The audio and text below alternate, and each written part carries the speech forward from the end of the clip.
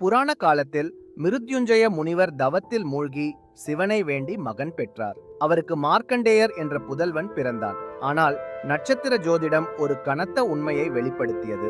மார்க்கண்டேயருக்கு வெறும் 16 ஆண்டுகள் மட்டுமே ஆயுள். இதை கேட்டு மனம் தளராத மார்க்கண்டேயர் இளமையிலிருந்தே சிவபக்தியில் தன்னை ஈடுபடுத்தினார்.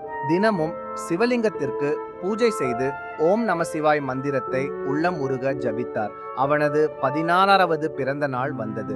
அன்று கருமுகில் போல் யமதர்மன் ஆயுளை முடிக்க வந்தான். மார்க்கண்டேயர் பயப்படவில்லை.